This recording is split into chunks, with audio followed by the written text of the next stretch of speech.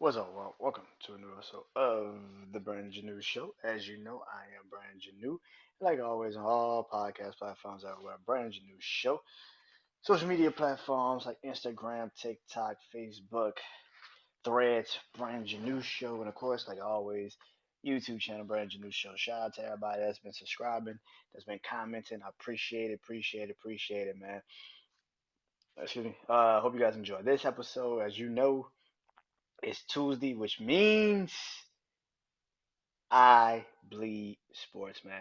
Crazy sports week last week. I'm gonna talk about it. Of course, football is always on the topic of mine when it comes to sports. But let me kick it off like this. So, baseball ended last week. The Texas Rangers are officially now the World Series champs. I can't think. I think it was Tuesday last week or the week before, Thursday. I can't remember when they took it, but they did take the World Series.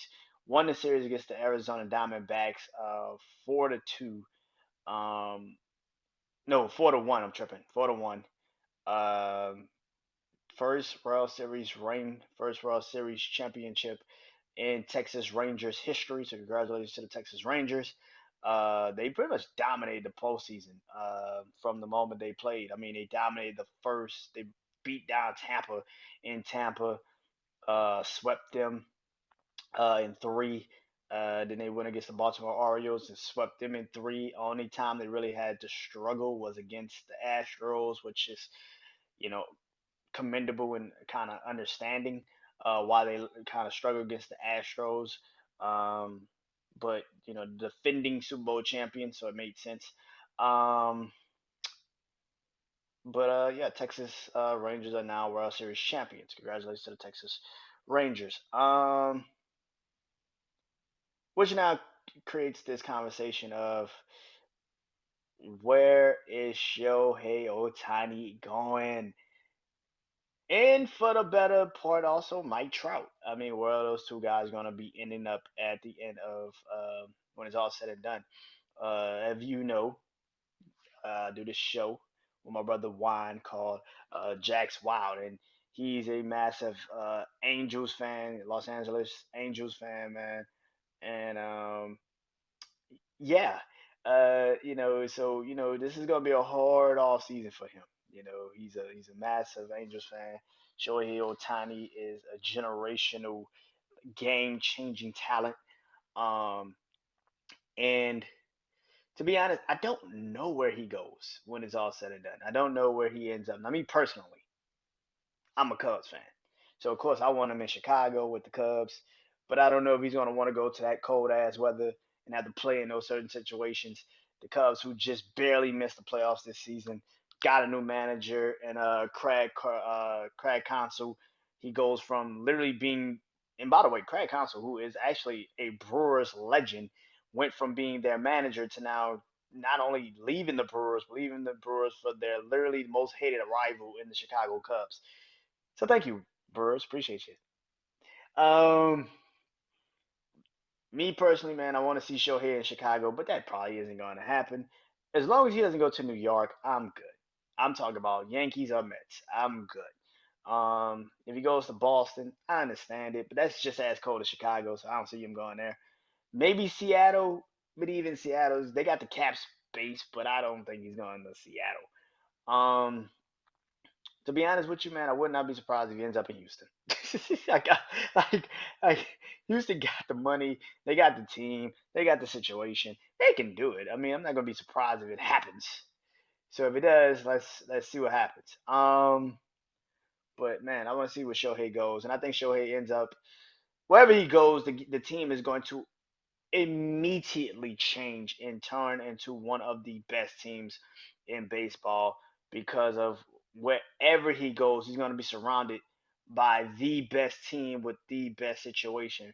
Because he's not going to sign. Shohei's pretty damn smart. He's not going to sign to a situation where he doesn't have the right teammates or the right players. I mean, he just literally had to go through the Los Angeles Angels, you know, camp and know that this is not where he wants to be. A non-winning organization that's not going to have the right players or the right situation for him. So I can easily see how,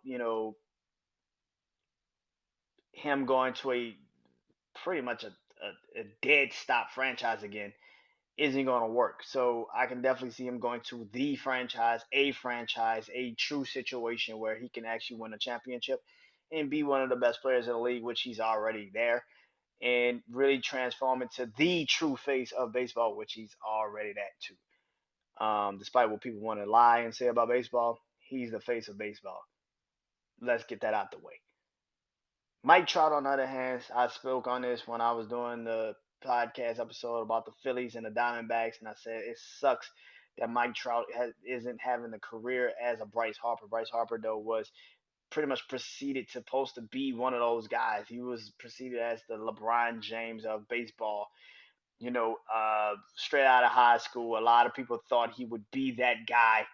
Um, so I'm not surprised that I'm not surprised that Bryce Harper has become what he's become. The problem with this is Mike Trout has always been perceived as the guy, the franchise player, the game changer, the true superstar. And he has not been in a position in his career to be that. I mean, he's literally had one winning season in his entire career. He's been to the playoffs one time in his career, and I remember the year he got to the playoffs. So it is a damn near impossible task for this man to not have a winning situation around him. Now, if the Los Angeles Angels are really going to trade Mike Trout because they can't keep Shohei Ohtani, then do it. I definitely think you should do it because that is a terrible situation if you don't give this man a chance to go somewhere and be a star somewhere else and maybe win a championship. Now I would not mind him going to maybe getting traded to Houston, or he gets traded to Texas, or he gets traded to an Atlanta, or a Chicago, or I don't want to see him in the Dodgers. That would suck. But the Giants, if he goes somewhere in that situation, I would love to see him there, personally. But that's what I think. But that's my baseball take for this week. Congratulations to the Texas Rangers. Let the Shohei Ohtani sweepstakes begin, baby. Um, when it comes to basketball, um, James Harden lost last night, his first game actually physically playing this season. That was literally his first game playing this entire season, um, as a Clipper, and they lost to the Knicks in Madison Square Garden. Uh, Go fucking figure. The Clippers are never gonna be this championship winning organization. From the moment they signed Paul George and Kawhi Leonard, you literally signed two forwards that play the same fucking position. Kawhi plays small forward, Paul George plays small forward. You were not gonna change the situation. So the fact that you signed two small forwards to play two different positions, to play the same position, but now Paul George has to play shooting guard, and then you make this dumbass decision to go get James Harden, knowing that this is what he plays. He plays shooting guard. I don't understand the Clippers' thought process behind this. Russell Westbrook was doing his job. He was doing what he needed to do. The Clippers trading away literally pretty much the most of your most important players outside of Kawhi Leonard and Paul George, which is defensive help, and you trade them to Philly. It just doesn't make any fucking sense. The Clippers are actually and I know it's only been one game. I know people are gonna say, Brandon, it's been one game. It's the regular season. This isn't that serious. But this is just a prelude to what the fuck is really gonna happen, which is the Clippers not going anywhere. They, like I said when this shit happened, I said Philly got the best part of the straight. James Harden's out the building, and you got people that can actually play defense and actually shoot the ball. You got better. They did not. The Clippers got another fucking ball handler that really can't play a certain way. He has to play this way, and if he doesn't play this way, he's not going to fucking help you, and he's going to want out in 2 damn weeks. With that being said, I don't trust the Clippers at all. It's going to suck because Ty Lue deserves an opportunity not to be in a position where, for the second straight fucking time in his career, It's circumstance. It's not him. When he was, you know, let go by the Cavaliers, it was because of circumstance. It was the situation at the time. LeBron James, I think, had just left, or Kyrie Irving wanted out. It was a lot of shit going on. The man still got him to the NBA Finals and everything. But the fact of the matter is, he got fired because of some bullshit. And this is exactly what the Clippers is, a big ass ball of bullshit. They are not going any farther than what the fuck they're at right now. I don't think I think they're literally the seventh best team in the West, which means you're gonna be in a play-in. I don't think you're that fucking great. I think Kawhi Leonard and Paul, if Kawhi or Paul George ever gets injured, you're fucked. And James Harden is trying to play himself back into shape. You're 30 something, 35, 36 years old, trying to play yourself back into basketball shape. That shit was cool when you were 28. You're 35, 36 years old. Motherfucker, you ain't playing yourself back into basketball shape. Either you got it or you don't. See, this is one of the reasons why people don't understand. One of the reasons why Kobe did not like Shaq when they were together. Shaq always used to say, I'm going to play myself into shape. I'm gonna wait. I'm gonna play myself into shape in about 2 weeks, 3 weeks, or a month into the NBA season. When I'm finally in it, and when I'm finally there to play, I'm ready to go. And it's like Kobe was like, man, I'm putting in work every fucking day. I'm training every fucking day to be the guy. I'm training every fucking day to go hard. And you're not doing that. And then on top of that, you have the Clippers right now with a Kawhi Leonard and a Paul George. That let's be you know for you know a good sake here, that they might at some point get injured, and then you have to figure out how to get those dudes, you know, going at some point. The Clippers are in a fucking ball of trouble, man. You lost to the Knicks. The Knicks are actually really good, so I'm not gonna sit here and act like that was such a crazy loss that they had against the Knicks. The Knicks are a really good team, but the fact of the matter is, it's just a prelude to what the fuck's gonna happen when you get in the playoffs. One ball, four players that need the ball to succeed. That's not gonna work. So at the end of the day, I don't see this Clippers team really being that great. Like I said, they might be in the play. They might be in the play in like the seventh seed, and I don't know if you get past the play in. To be honest with you, so good luck. For everything else, Anthony Davis is injured again. that's that's that's a story, isn't it? Anthony Davis is injured again. He hurt his hip last night in the Miami game. I know they're bitching him on it about a call that wasn't made last night in that game. Lakers are bitching him on and complaining about a call that wasn't made last night in that game. Listen, Lakers, let me tell you how this is about to go. LeBron James is about to play way more minutes than you fucking need him to. He's about to be 40 years old in December. The fact of the matter is this. You gave your hopes and you put your hopes and your dreams into a guy that ain't never been that guy. He ain't never was that franchise player. When he was in New Orleans, he had no choice but to step up. And you traded for a guy that as soon as he got his title, he finally got his ring, he went into hibernation. He only comes out when you need him. That motherfucker don't try. Now he's got a hip injury. We don't really know the severity of it. It might be a day, might be a couple weeks, might be day to day, might be a couple weeks, might be a couple months. But now that hip is going to be bothering him for the entire season, like all his injuries do. And at some point, he's going to get re injured. Either the hip or something on his body is going to be because of the hip. You already are missing time, and it's only been, what, 4 or 5 games into the season, and you're already injured. That tells you all you need to know about Anthony fucking Davis, bro. The Lakers are going to be okay as long as LeBron James doesn't get injured. And the moment he goes down too, the fucking Lakers are screwed. I am done with this conversation of the Lakers as some good team. They're okay, I guess. But they're not going to be some franchise. This is not a franchise changing team. This is why I kept saying what you did during the offseason is just get a guy that you kind of sort of probably liked.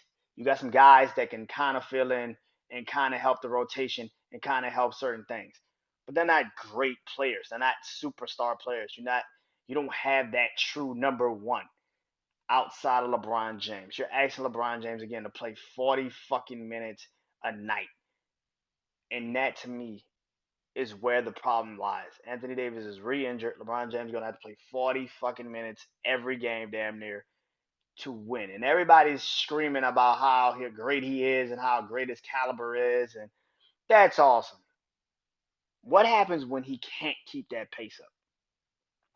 What happens when that age starts to kick in at some point? What happens when he stops being this productive? What happens? Because eventually it's going to happen. I know people are sitting up here and saying, he's LeBron James. He's going to keep this going for as long ever long he wants to. He is 21 years into his career, and he's what, 38, 39, 40 years old? Eventually he's going to hit a wall. And right now you're playing him 40 minutes a game damn near just to win early fucking games that doesn't even matter. Yeah, I'm sorry. That's kind of unacceptable. I don't understand this shit. It's too early to be playing, you know, him 40 fucking minutes in a meaningless game early in the season. If you want to be in the playoffs, you're going to have to limit that minutes restriction. You got to kick it in. I know you don't want to. I know you're so afraid of not having LeBron early in the season, or at least being competitive early in the season. But for the Lakers' sake, I'm sorry to tell the Lakers fans, you might actually have to sit LeBron James a little earlier in the season than you want to. I know that you're supposed to have him on a minutes restriction early in the season, but if you do it late, if you have him on a minute restriction late in the season, you're not going to be there. There's no playoffs to get because I don't think you make it to the playoffs. You don't make it to the playoffs if LeBron James not playing 40 minutes right now. Because late in the season, who says LeBron's going to be healthy? Who says Anthony Davis is going to be healthy? But I don't think the Lakers or the Clippers are great right now. I think they're okay teams. They're gonna make it through a lot of the stuff, but yeah, I don't expect them to be there forever and ever. That's just ain't gonna happen. And also, Golden State is rolling right now, man. Steph Curry is on that ass. I literally said in my preview show for the NBA, I literally said, man, that Steph Curry is going to win the MVP this season. I wasn't joking. I wasn't playing. I was dead ass serious. And right now, that boy is going out there and shooting the fucking lights out. That's what the fuck he do.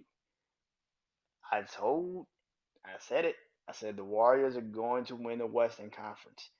They are too damn good not to win the Western Conference.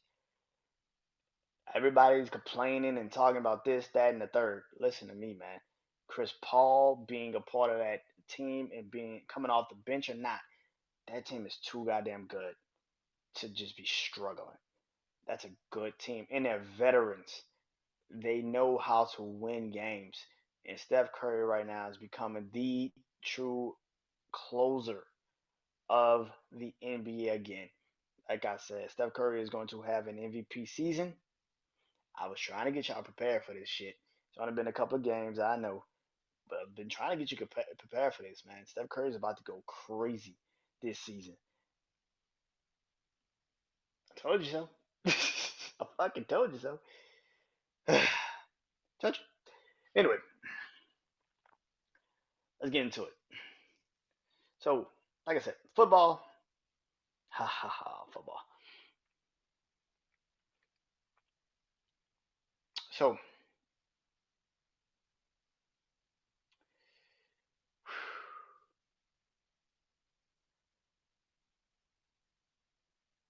USC fired their defensive coordinator, right? I'm not surprised. Here's the problem with that. You fired them 3 games after you already lost. You're not. That's not any shocker. or anything. Caleb Williams had an emotional ending to his game against Washington.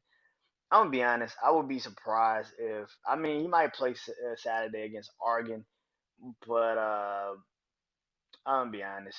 If I was him, I know I'm not going to the PAX, the New Year's Six Bowl. I know we're not gonna make it to the New Year's Six Bowl because we're gonna probably have like four losses by the time we get even to that, maybe five because you still got to play UCLA.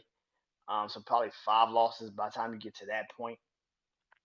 Um, so you're not gonna be in the New Year's Six Bowl. So you're playing in some bullshit bowl. And if I'm Caleb Williams, man, I'd probably play the Saturday and be like, yo, look, man, I'm about to start looking forward to the draft. I'm getting ready for the draft. Um, which can be a daunting thing for him, or it could be the thing that actually need. If he also goes out there and shows up on that in that game against the Oregon Ducks and play hard and does his thing, if he does that, man, I would not be surprised if Caleb Williams says, "Yo, I done enough to keep my draft stock up there and get what I need. I'm out." So I can definitely see, um, yeah, I can definitely see Caleb Williams dipping out for the rest of the year.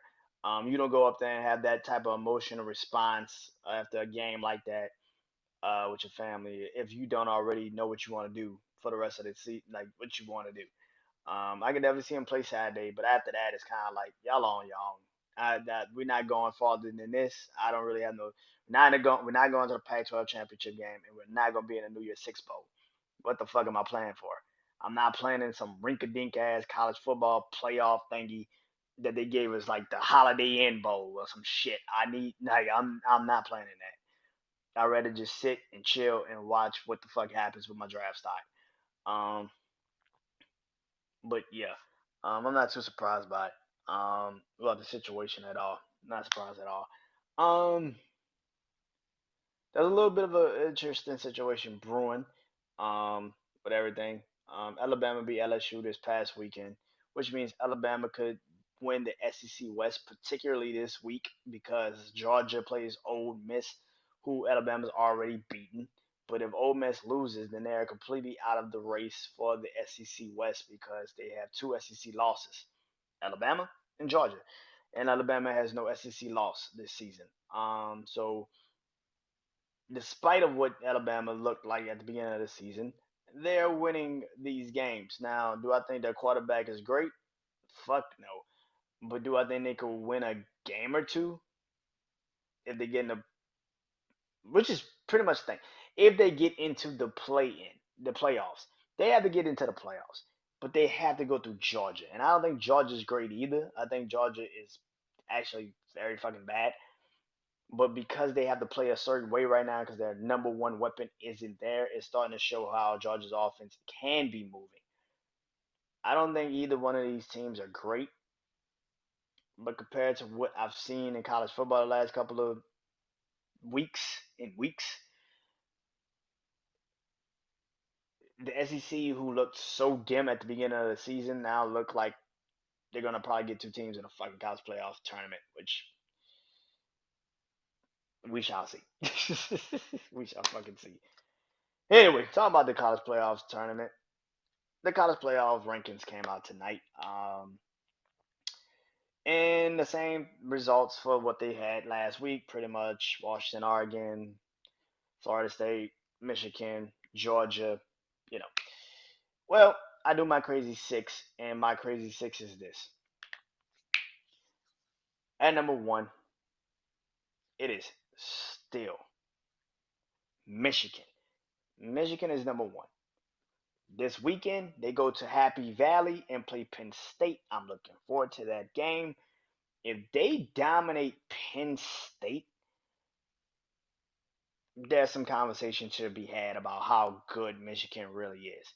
Now I get it because they haven't technically played anyone, but let's put things to perspective. Last year, Georgia didn't play any fucking body either. Hell, Georgia hasn't played anybody this fucking season, and Georgia is now to them the second best team in college football. I don't know how the fuck that works, But Georgia hasn't played anybody either. But they're saying Georgia's the second best team in college football. But yet that's a like a discomforts to how Michigan looks. Michigan has dominated every fucking team they've played this season. I cannot say that about Georgia. This upcoming weekend is the weekend where Michigan has to show everybody we are that shit. Stop fucking playing with us.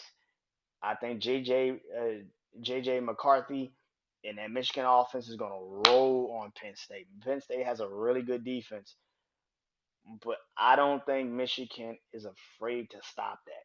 I think Michigan is gonna run straight through Penn State. I think they're gonna beat Penn State in Happy Valley, and I feel really goddamn sorry for how bad this might be for Penn State. Like I actually had a lot of high hopes for Penn State. I felt if they beat Ohio State, this game would be the game to really worry about for Michigan. But the fact of the matter is, Penn State is good, but Penn State is not going to stop this train called Michigan by no stretch of the imagination.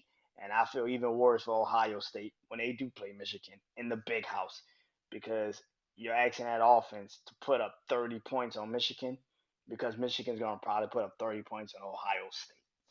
So I got Michigan at number one. My eye test tells me Michigan is the best fucking team in college football. I don't give a fuck if they ain't played nobody. When they do play people, they're going to beat the shit out of them starting this weekend with Penn State. Michigan is the number one team in the polls. I don't know why people are so goddamn stupid about that. Here's the thing. Last week they got on my top 10 list, my crazy six list, right? And I said they're fifth. They're the fifth best team, but I did say they were going to probably be in the college playoffs. If I had to choose, they're in the college playoffs. I don't give a fuck how people want to write it down or kind of just spell it or whatever. They're in the college playoffs. Because number two, to me, what my eyes have seen is Oregon. Oregon is the number two best team in college football. I know they lost to Washington in Washington on the road when their kicker missed a kick that could have tied the football game. 100% understandable. What I need people to really understand is Oregon's fucking good. Defensively, they're actually really good, and offensively, Bo Nix has played in college football since Obama was president. Like this dude's been in college football for a long fucking time. This is the guy that was supposed. This Bo Nix was supposed to be the guy that was supposed to take Auburn to all these things, and never fucking did. And then he goes to Oregon. And it's like, oh wow, look, he finally does belong. It took him to get the fuck out the SEC to get to the Pac-12, but do you think? Um, I'm not surprised about how. I'm lying. I am very surprised that Oregon has not found one moment of struggle this season. Outside of that Washington game, which was actually a very competitive fucking game, I think at the end of the day, man, Oregon is the second best team in college football. I know it's crazy to sit here and say that, but Oregon's the second best team in college football. I'm watching these games and Oregon hasn't lost a fucking stride, man. Outside, like again, outside of that Washington game, that is literally the only game that they physically struggled in. They dominated Colorado when Colorado was up here. They fucking dominated them. They beat the shit out of like last week, California, which I said they were gonna do. They beat the shit out of Cal. Like they handed them boys a terrible loss. I have not seen one game where Oregon has struggled. And the game that they lost was a they barely fucking lost that game on the road to Washington. Like yeah, Oregon is the second best team, man. I get it. They lost to Washington, and I totally understand. But I'm watching how Washington looks against after that game, and I'm looking at Oregon. You cannot tell me that Oregon lost to Washington. Washington looks absolutely despondent every time they play. Whereas for Oregon, they look like a fucking tank. Them dudes are just rolling. So I think Oregon, man. Oregon is the second best team in college football, man. I can't go against it right now, man. Number three on my list, Ohio State. Now, Ohio State did not look great against Rutgers last week at all. They struggled early. They didn't look like they were ready to really play. It just didn't go well. Of course, later on they won the game. I think it was 35-16. But this is why I keep saying they're going to fall into a trap again. Michigan is going to stop Ohio State. Ohio State's offense isn't that great. It's literally predicated on Marvin Harrison Jr. And that's pretty much it. The running back is good. Harrison is good, but Ohio State is literally predicated on Marvin Harrison Jr. Their second best receiver isn't even playing right now. I think he's hurt. Yeah, he's hurt. And it's just this is just too much for Ohio State. Now, do I think the defense is good? It's better than what I expected. But again, you're going up against a situation where Michigan has a really well balanced offense and a pretty damn dominant defense. At some point, they're going to stop Ohio State, and on top of that, you're playing them in Michigan. That is a dangerous situation when you don't trust the offense. When your offense is literally predicated on one player and also a defense that probably can't really handle that much of that offense. So I'm just looking at this and saying to myself, I think Ohio State is the third best team in college football. Do I think if they played Oregon, they can beat Oregon? Probably. But I don't want to play a probably because I still think Oregon can score on Ohio State. I don't know how many times Ohio State can score on Oregon like that. So that's why Ohio State is my third best team in college football. Fourth is fourth is Florida State. Florida State is the fourth best team in college football. They also struggled. It was in the rain. It was Pittsburgh. I get it, but this week is actually a shaky one for me. I'm not even gonna lie. Florida State, Miami, that game is a little shaky one, which I'm gonna talk about a little bit later on when I get down there. But talk about my eyes on the on this upcoming week. My eyes on college football this upcoming week. Florida State is the fourth best team, but the thing about Florida State is don't know who they are yet. Even when they beat LSU, they have struggled the last couple of weeks, and I think they've struggled to try to figure out who they are. What are they? What is this thing that they do so well? I love Jordan Travis as the quarterback. Keon Coleman is a hell of a receiver, but Florida State is struggling to find out who they are. And if they fuck around this upcoming weekend, if they fuck around this weekend, they could go to Miami. They could lose to Miami, and that's a very shaky thing because it could happen. Miami's a really good team. I know they don't really have their starting quarterback, but Miami's a really good fucking team. And this is the type of game that Florida can show that they're really dominant, or they can show that they just aren't that team yet. But they're fourth on my list.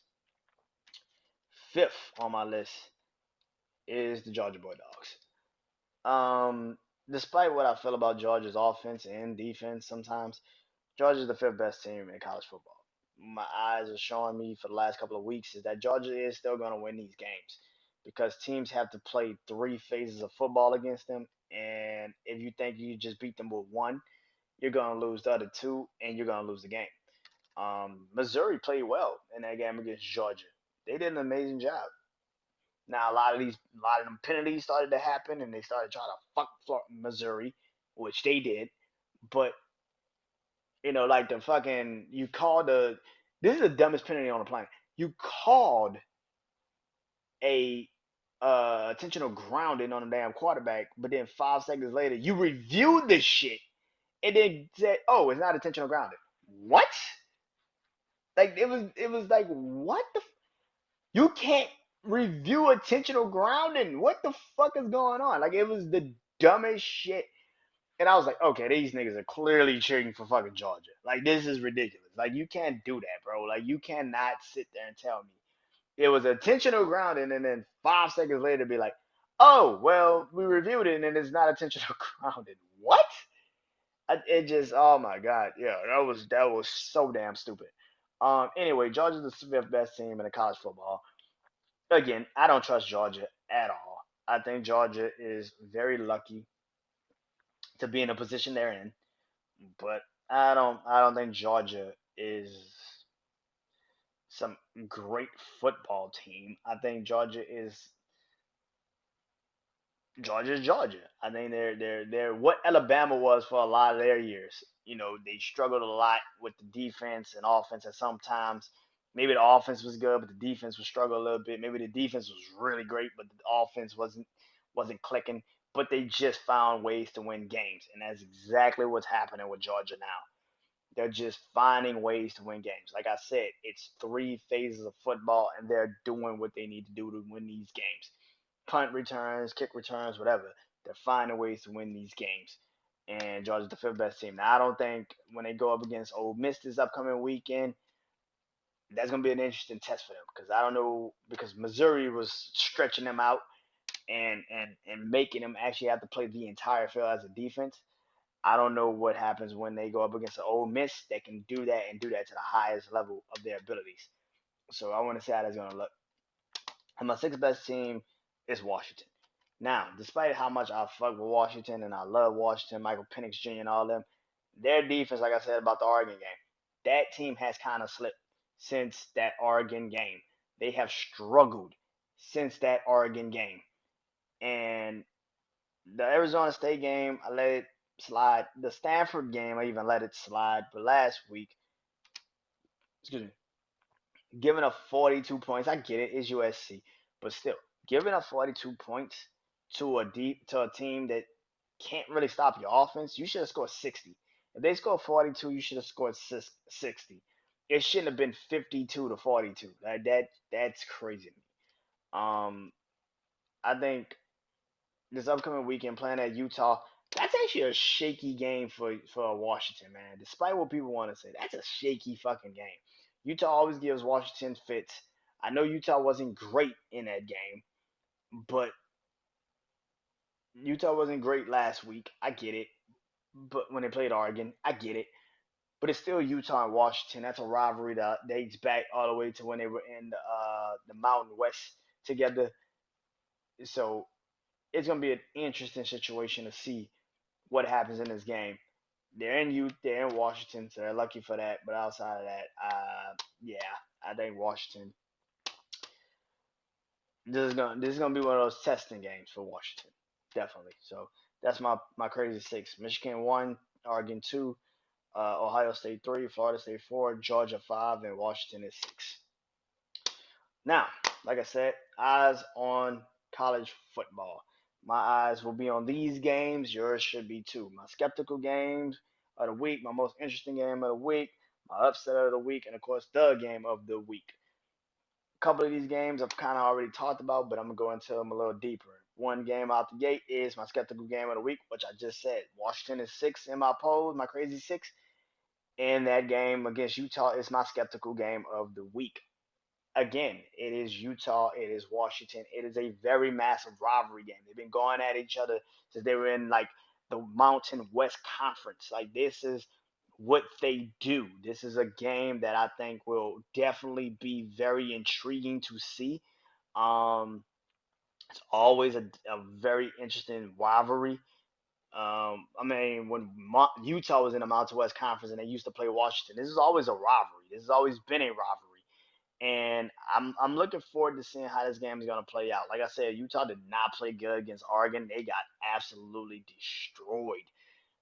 They did not play well, and they did not show up. Even at home, they didn't show up. So Washington's been very shaky the last couple of weeks, defensively particularly, and some of their offense have had some downslides. So I'm ready to see how that game is going to look. But I got Washington, but it could. I would not be surprised if Utah does beat them. I would not. Utah's a pretty good team, and they're still in the polls, by the way. So anything could happen in that game. That's why it's my skeptical game of the week. Now, my most interesting game of the week. Another team I talked about in my crazy six, Florida State. They're playing against Miami. Like I said, it's a rivalry that dates back as old as time, man. Miami versus Florida State.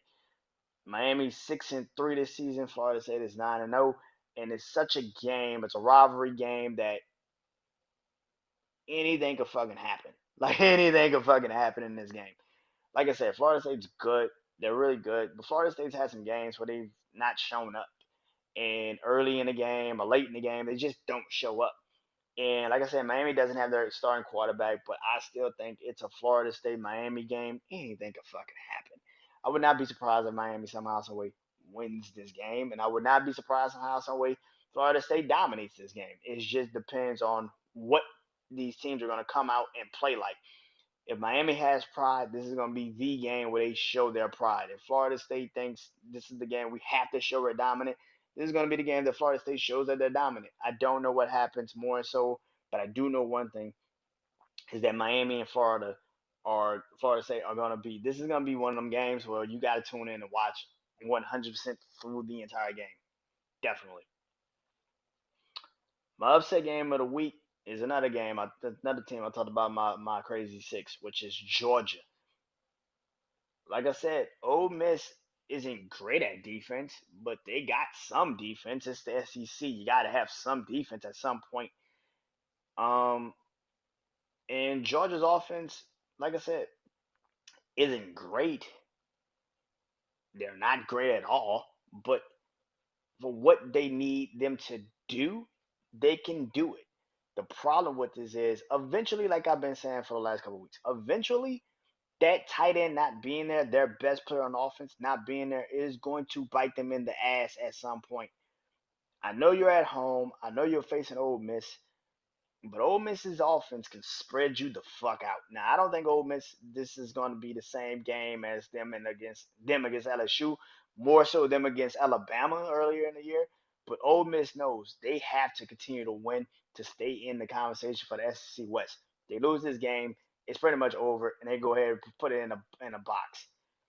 Ole Miss is too good of a team to not show up offensively, but Georgia has the defense that can stop them. But I still think this is an upset game of the week because Jackson Dart can actually throw the ball, and they are actually 100% healthy offensively, which means that's a problem for Georgia's defense because, like I said, Missouri stretched them out last week. They got a lot of big plays, a lot of big yardage, and now you're playing against a better Ole Miss team who's been in those situations. Yeah, this can be an upset. And my game of the week is another game, another team I talked about, which is my number one team, my crazy six, and that is Michigan. Michigan goes to Penn State. Like I said, I don't think Penn State wins this game. I think it becomes competitive. I think Penn State can keep it competitive, but I don't think Penn State just 100% wins this game. I think they're competitive enough in this game that makes us really say, "Whoa, holy shit, Penn State can actually go head to head with someone." I know they're at home, but I think Michigan's on a fucking, like I said, Michigan's on a train right now, man. They're going through every fucking body, and this is the first real test, right? This is the first real test of Michigan's season. I think they're gonna pass it with flying fucking colors. Like I think they're gonna pass it with flying fucking colors. So I am not afraid of what's gonna happen. I do believe Penn is gonna give them a game, but by the second half, third quarter, fourth, Michigan is going to show their dominance, and they're going to show why they are that team. So game of the week is definitely that one though, because it's such an intriguing game and it's such a Big Ten game. And is Penn State ready to step up and be that team? That's a conversation that has not been asked yet. So it's going to be pretty interesting to see. Now let's get into the grown men football, man, NFL, man. So there was two games this weekend that was actually highly hyped and highly talked about and highly anticipated. Excuse me. Kansas City and the Miami Dolphins. Now, they played in Germany, and in the first half, um, Kansas City scored 21 points unanswered on Miami. Um, and they finished with 21 points. The only difference is Miami did not score outside of 14 points. The game ended 21-14. Now, what do I think of this game? The Dolphins are starting to show who they really are. We're very fast paced. We're a breakneck offense, but we have no defense that can really stop a really good offense. And Kansas City isn't even a really good offense. They're okay. they still have Patrick. This is one of those games where people can sit here and say Kansas City has Patrick Mahomes. That's one of those games you can say that. Do I think Miami's great? No. I've been saying Miami was okay. Miami's been okay. Miami's offense is okay. Miami's offense is great when they're actually winning. The moment they have these types of games, people sit up here and say, well, is Miami really that good? Miami's never been that good. Miami was okay. Miami's been okay. But you're starting to see this fast team in the building now have the problem of all problems, which is this. You're now starting to play on the road a little bit more. Now you're starting to play these teams that ain't afraid of that high, fast pace ass offense. Now you're starting to play teams that you can't stop defensively. When you can't stop them defensively and they can stop you offensively, now you're starting to have these problems. Here's the crazy part. They're going to win the AFC East. The Jets are not good. Buffalo sucks. And the Patriots are a fucking dumpster fire. So you're going to win the AFC East. Congratulations. You're probably going to be the third seed in the AFC. Either Baltimore is going to jump you or the fucking Baltimore's going to jump you, which Baltimore's already jumped you, or you're going to be behind Cincinnati. And I don't think you're going to be better than Cincinnati. The fact of the matter is this. I don't think the AFC East is great, so Miami's going to win it. But to be honest with you, you might actually physically end up the fourth fucking seed if the Jags keep winning. So you're gonna be the fourth seed playing against the best fifth seed, which might be Cincinnati. And at home in the fucking Miami summer January weather, Miami January weather, which ain't gonna be that cold, which means they can let that bitch fly, and that defense is going to be ready to play against you with that defensive coordinator. I don't think you beat Cincinnati in a wild card game. High pressure situation. Joe Burrow is that's where he fucking shines at. Or let's say Cincinnati doesn't get the fifth seed and it's actually Baltimore, or it's Cleveland, or it's Pittsburgh, or it's like you got a lot of teams that can see Miami and play Miami the way Miami does not want to play them. It it's going to end bad for Miami, which is not that surprising. Now for Kansas City, I've heard people sit here and say Kansas City. Kansas City's offense still sucks. That is not a shocker. It's Travis Kelsey or nothing. And the problem with that is, in that second half, you saw Miami say, find something. Find that something because this ain't what the fuck going. We not losing to Kansas City this way. You better find that something part. And Kansas City stalled the fuck out in the second half. You scored 21 points in the first half, and then you completely shit the bed in the second half. Here's the problem: Miami just didn't have enough time to catch you. That's it. Miami screwed themselves also. A couple turnovers. The last second was what you fumbled the football at the you fumbled the football. The huddle, the hike was fumbled. The Tariq Hill fumble that was returned for a fucking touchdown, which didn't make it any better. Um, yeah. The only difference is Miami just didn't have enough time. Everybody that's screaming about this Kansas City defense, they are literally the epitome of bend but don't fucking break. They're gonna do this shit on teams. They can do that on. But as soon as you start playing the Baltimores and the Cincinnati's, the teams that can actually they see that bullshit and they fuck you up, you're screwed. You're fucking screwed because your offense can't move and your defense can't stop anyone. As soon as they start playing teams like Cincinnati, who they still have to play, they play Buffalo, but I don't really care about Buffalo like that. I don't really care about Buffalo like that. I've been saying Buffalo is gonna suck for fucking months now. I've been saying Buffalo is gonna suck since last year. But my thing with this is simple, man. Kansas City's defense looks good against teams that aren't that fucking good. The moment they play a team that can move the ball on them, they're fucked. Let's not forget, You just lost to Denver. Let's not forget that this team is about to play the Philadelphia Eagles after they come off their bye in Kansas City. I don't give a shit if Jalen Hurts got a broken fucking ankle. They gonna move that ball on Kansas City's defense so rough, and it's not gonna be funny. They gonna fuck over that team so bad. And then people are gonna sit up here and say, "What's wrong with Kansas City?" Nothing's wrong with Kansas City. They're showing you who the fuck they've been. Like I just said about Miami, Kansas City's gonna show you who the fuck they are. They still gotta play Cincinnati, and I think they play Cincinnati in Cincinnati, or they play Cincinnati in Kansas City, one of the two. And they still gotta play the Patriots, who have a defense. They might not have the offense, but they got the defense that can stop you. And they still have to play the Buffalo Bills, even though I have no faith in Buffalo. But at least Buffalo can kind of move the fucking ball. And for me personally, that's a scary fucking thing. I think at the end of the day, Kansas City is very fucking lucky. What I think people need to understand is this: that AFC West is not done. The Raiders look like they got new life with a new head coach. The Chargers actually look like they finally figured out what defense was. Like, the Chargers look like they finally figured out what a defense was. Holy shit! The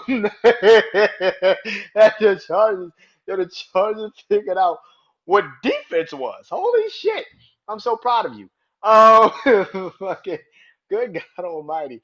Um, I had to laugh at that shit because them niggas look like they know what a defense is. Finally, um, and despite how they look, Denver has a fucking chance, man. As crazy as that shit sounds, Denver might have a chance. Like, so the AFC West is not over as much as people think it is. I know Kansas City is what 6-2, 7-2, whatever the fuck their record is.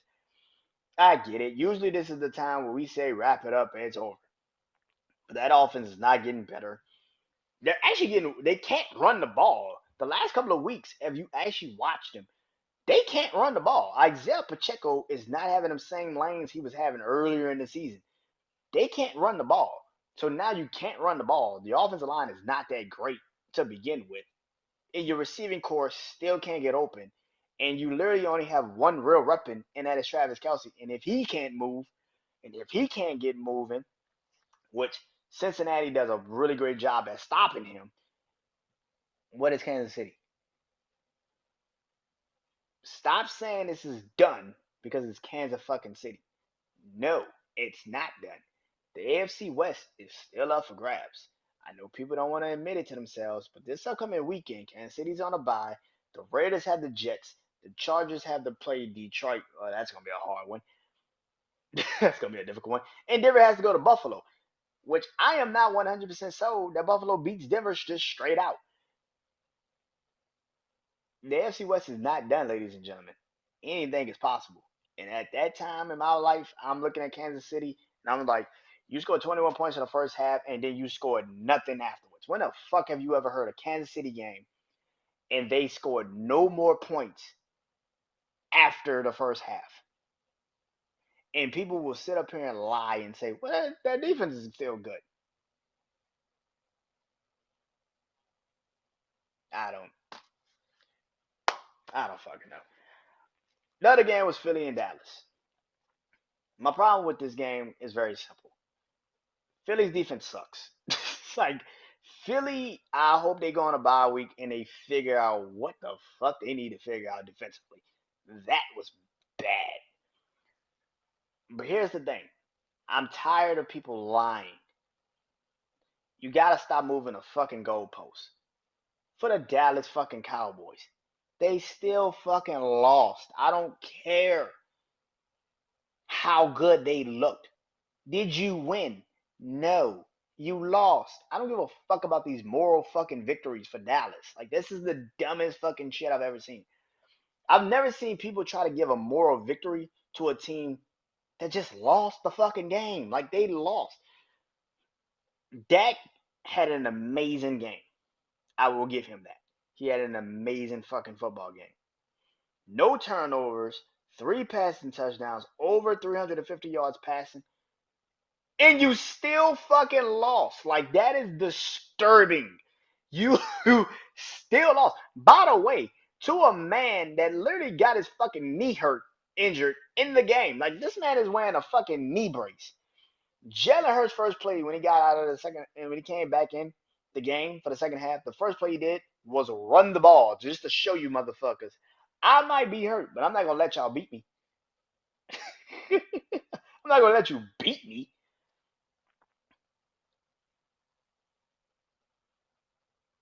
Dallas, and another thing, this was a rivalry game. I can see if this was against like Seattle, Detroit, or even San Francisco, and they did that, okay. But this is a rivalry game. They see each other every fucking year. They see each other two times a year, maybe even three if you count the playoffs.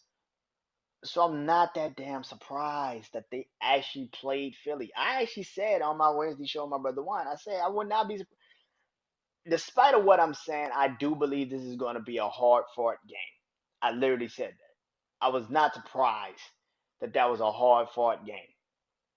What people need to stop acting like is that Dallas is this great, incredible team now because they lost to Philly. You lost a rivalry game, a team you see two times a year, maybe three. And I'm supposed to sit up here and say, now there's some great fucking football team? No. You played a rivalry game and you still lost. By the way, Philly gave you three defensive penalties and got you down the field when you were at the 11-yard line, and you still didn't win. Matter of fact, you moved yourself back to like the 30-yard line. Can we stop this shit? Stop moving the goalposts because they're Dallas. No. You want to be elite? You had to win these fucking games. That's how we call you elite. I don't give a fuck how good you look on paper. I don't give a fuck how many times you get out there and you do these things. Now, for the next 3 weeks, they're gonna beat the shit out of these teams. They're gonna beat the fuck out the Giants. They're gonna beat the shit out the Panthers, and they're gonna beat the dog shit out the goddamn Commanders on Thanksgiving. And even that game, I can actually see the Commanders actually winning because it's Thanksgiving and it's the fucking Cowboys. Like it's like that's a losing formula. Let's get that out the way. That's a losing formula. It's Thanksgiving, it's a rivalry game, and it's the goddamn Cowboys. Like it's like that is the losing formula of all time. Like they can always find a way to lose that game. But I expect them to win it. I would not be surprised. But I also saw Colt McCoy go to Dallas on Thanksgiving and win that game. I would not be surprised. So I would not be surprised at all. But let's get into it, man. My big four of this NFL week, man, after week 9 of the NFL season. Number one, obvious, the Baltimore Ravens. They absolutely beat the shit out Seattle. They are so goddamn good, man. They put a rookie running back in the game, and he got 100 yards rushing. Yo, they yo, they put a rookie in the game, a rookie running back. Ain't never played. We ain't never heard of this motherfucker a day in our lives. They put him in the game, and he scored. He got 100 yards rushing, over 100 yards rushing, and like two rushing touchdowns. Like fuck you. Like that was what they were telling us. Like fuck you. We can do this in our sleep. Like we can do this in our sleep. Oh my god, man, that's disturbing. And we still don't know how good these receivers really are for Baltimore. That's the crazy part. We still don't know how good these receivers are. We don't know how good Odell Beckham really is. Odell Beckham or Rashad Bateman. We don't know how good these dudes are. But because Baltimore is just rolling through motherfuckers, we ain't got time to guess. They just dominating, man. That defense is unreal. Unreal. This upcoming weekend they go to Cleveland. Man, that game is gonna be. That's a game. That's a motherfucking boy. That's a game. I'm looking forward to seeing that game. My number two team is Philly. 8-1. Like I said, beat Dallas Sunday. They lost Dallas Goddard in this game, which sucks. Um, but it gives them free range to see really what they are without him. Um, and when he does come back, that's just a damn juggernaut. Like I said, that defense has got to get fixed though. That secondary is starting to get really, really, really, really, um, just beat down. That secondary is not good at all. You traded and got Kevin Byard from Tennessee. Um, but yeah, their secondary. Hopefully, this bye week gets that defensive coordinator some new ideas on how to use that team, that defense the right way. You can't keep relying on that front seven to get your shit right, and even that can't even work. Them linebackers are not like the previous year's linebackers. They can't play like sideline to sideline like the last couple of years. So you got to figure out how to condense and how to make this defense a back to a Super Bowl caliber defense. Because the last couple of weeks you've been getting torched badly. I get it, it's divisional games, but at the same time, Washington torched you earlier in the year, and Dallas just fucking torched you. So that's not good. Number three, they were on by, and that is the Detroit Lions. I don't give a shit what people want to say. Detroit's the third best team in fucking like Detroit's the second best team in NFC. To me, the third best team in NFL, man. I know. I'm a Detroit fan. I get it, but Detroit is that fucking team. 6-2. Minnesota does kind of scare me, but outside of them, Green Bay, Chicago, they're not really there. I know they play Minnesota at some point early next couple weeks. Yeah, I listen, man. Detroit has the team. I want to see how they're gonna look with now Donovan People Jones in that receiving core with Amari St. Brown and Jameson Williams. And now you should be able to get David Montgomery back with Jameer Gibbs, who had over 100 yards from scrimmage and 100 yards rushing, over 100 yards rushing in that Raiders game. I want to see how you're gonna look. You go to LA, like I said earlier. You go to the Chargers. You go to LA and play the Chargers this weekend. I want to see how that's gonna look. Like I said, the Chargers have finally figured out what defense actually is, so we shall see how that looks. Um, Against the Detroit Lions. And fourth, Cincinnati Bengals. Come on, man. Listen, man. I think Cincinnati, like I said, is going to kick it into another gear. They beat Buffalo this upcoming weekend. They got the Houston Texans coming to them, which is going to be a hell of a game. Um, but yeah, man, I think the Baltimore Ravens Cleveland game is going to be so interesting to see because if Baltimore actually beats Cleveland, Cincinnati jumps Cleveland in the conversation for division. So they jumped Cleveland for the third spot in the AFC North, which right now doesn't seem that crazy because let's be real, and also Pittsburgh plays somebody this weekend. I can't remember who, but I think Green Bay. So if they lose and then Pittsburgh lose to Green Bay, then Cincinnati's the second best team in the NFC North in the AFC North. So that's crazy into itself that they could still have a chance at winning the division and getting that top spot. So yeah, but I think Cincinnati is now just turning it on. Like I said, when they were losing earlier in the season, I don't care. I saw the last couple of years. They suck in September. Then October, November, December, January, that'll team at the AFC North in the AFC Championship game or the Super Bowl saying, we told you motherfuckers we were going to be here. Now, Jamar Chase injury does worry me. Back soreness. I don't think if I was. This is such a touching game because if this was the old Texans, I probably would say just rest Jamar Chase for this week. But since the Texans are really good and could make the playoffs this year, you might probably actually need them. So yeah, but I got that's my big four for the NFL season so far this week for week 9 going into week 10. It's the Baltimore Ravens at 1, Eagles 2, Lions 3, Cincinnati Bengals 4. Now it's time to talk about some crazy shit, and that is the levels of warning for Week 10 of the NFL season. And that starts off, y'all know how I do this now. Yellow is yellow is caution. Um, not there yet, not on the verge of panic just yet, but you might need to think about it a little bit. Um, orange is panic time, clearly. And of course, red is DOA, dead on arrival. It doesn't make any sense. Anyway, let's get into it. So my yellow. So here's the thing. I kind of fucked up. I kind of fucked up, and I'm gonna move one down and keep it that way. So my yellow, really, my caution team for this week, coming into week 10, is the Seattle Seahawks. They're 5-3, but man, oh man, oh man, the last couple of weeks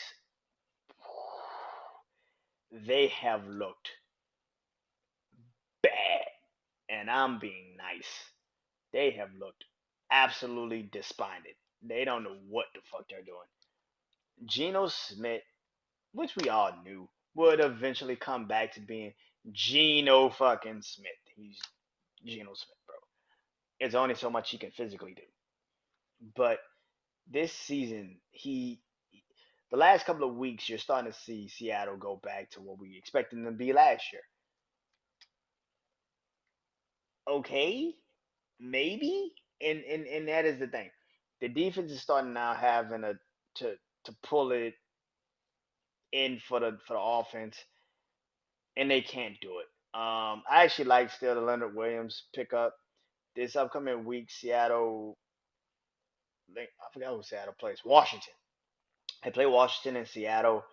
Um, a good game to get back on track, but all it would show me is that you're better at home than you are on the road, which is a bad thing to say because let's just be honest, you need to win the division. And if you don't win the division, you're starting on the road. And if you're starting on the road, 9 out of 10, you're playing against San Francisco or Detroit on the road, which is not a good situation for you.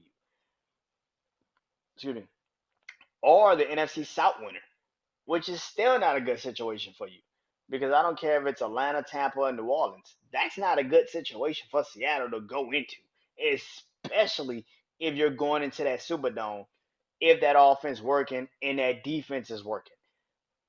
That is not a good situation to walk into if you are a playoff team. So Seattle's got to get their shit together. They lead the AFC West, the NFC. No, not they are down in the NFC West because they lost last week. But you got to wake up, and that is not an understatement because in not this weekend and not the weekend, not next weekend, but the weekend after next, that Thursday night game on Thanksgiving, you play San Francisco in Seattle. You have to win that game, and right now you don't look like you can even be competitive in that game. That's not good.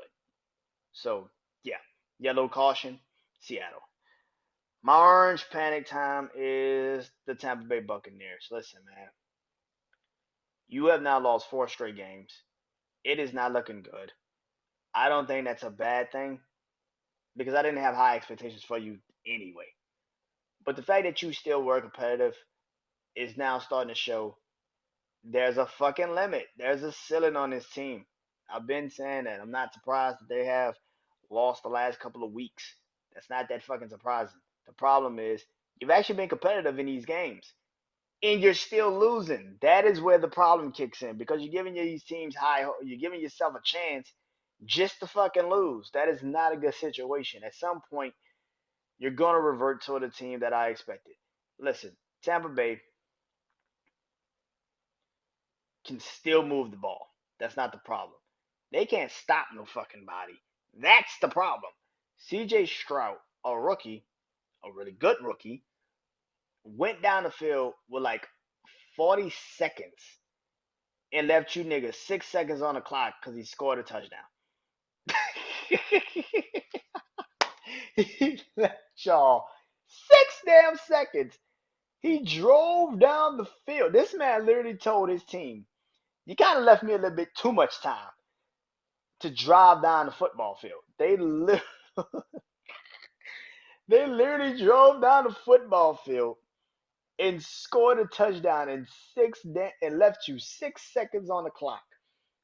By the way, they lost their field goal kicker in the game and still won the game. That is a damn embarrassment. Yeah, it's panic time in Tampa. Now, this upcoming week, you're at home against Tennessee. That's awesome. But the way Tennessee is playing with this rookie, he gonna carve up that defense. That secondary is not good. That secondary is disturbingly bad. And this is what I've always said about Tampa Bay, and I say this about San Francisco. That front seven, if they're doing damage, they're good. The moment, and I mean the moment, they cannot put pressure on the quarterback or create turnovers, your secondary is a sitting fucking duck. And guess what? Your secondary is a sitting fucking duck right now. I expect this game to be somewhat competitive, but even that, I don't know. And last but not least, my DOA, my red for this week is the Green Bay Packers. Yeah, you beat a Rams team that had no Matthew Stafford, don't really even have a running back.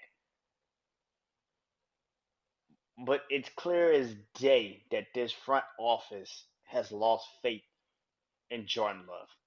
It's clear as day. I don't know why. This man has had to deal with fucking injuries this entire fucking year. I mean, David Bakhtiari, who was literally supposed to be your best offensive lineman, has not even been there for most of the fucking year. He has had both of his receivers at some point both be injured.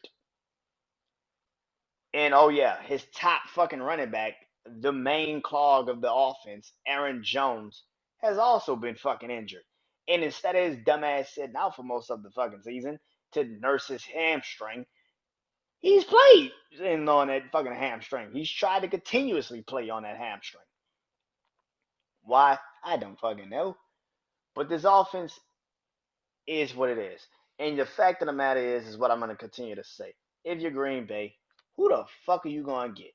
You don't have a top tier pick to just jump up and go get anyone. Nobody's going to run out there and trade you a pick. You might be in the top 10 with the picks, so you could probably get a Bo Nix or Caleb Williams or somebody like that. But I don't see anybody saying, yeah, I want to go to Green Bay and play for them. That ain't going to happen. And that is where I think this situation gets a little bit bad for Green Bay. Because as much as people want to run out here and scream that Jordan Love's the problem, Jordan Love is not the fucking problem with this team. Is he not good right now? Yeah. Should he be better? Yeah. But to sit up here and tell me that he's the problem, you're delusional. No, that's way bigger problems. How about the fact that Matt LaFleur is just coaching badly right now? He's not giving his kid any fucking chances to really show off and do anything. Now, I'm not going to sit up here and try to make excuses for Jordan Love because Jordan Love should be fucking better than this. This is literally what your fourth year in the league. I don't give a fuck if you're not this is your first year as a starter. I'm watching Will Levis go to Pittsburgh and give Tennessee a chance against the Steelers, who, by the way, you play this fucking week in Pittsburgh. And if you cannot go out there and do that with a second start of his career, he went on the road. By the way, on the road in Pittsburgh against that defense in his second start of his career on a short fucking week. If you can't go out there and do something, you should lose your fucking job. You shouldn't be the fucking quarterback any fucking more. Are you fucking kidding me? It was his second year of his that is his second start of his career on the road on a short week in Pittsburgh against that defense. And if you can't go out there and do something, you should be a quarterback in the fucking NFL. Are you fucking kidding me? No, no, no, no, no, no, no, no, no. You should lose your job. That's fucking ridiculous. Because there is no way in hell a second career start on a short week and he still scored 16 points and had a chance to win the game.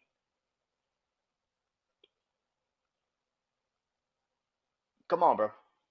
CJ Stroud just went out there with his what, eighth career start of his career and dominates. See, this is the thing about a lot of these teams.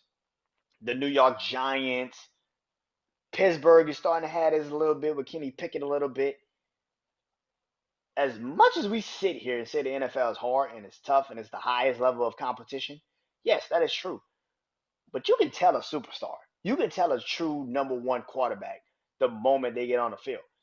Will Levis has got control of the Tennessee Titans. So much so that the damn head coach today was like, "Oh, Will Levis is the starting quarterback for the rest of the fucking season." No shit. We didn't need for you to say that. We kind of obviously knew that. CJ Stroud. Immediately we know he's the guy. I didn't need to see these 8 games that he's played. I already knew he was the fucking guy. I was telling people he was the fucking guy when me and my brother Juan was doing our mock draft. I knew he was good. I saw him play against Georgia last year, and outside of a fucking botch kick from the fucking kicker, which was an extra point, he probably would have went into overtime and probably beat Georgia. Let's be 100% honest about this shit today.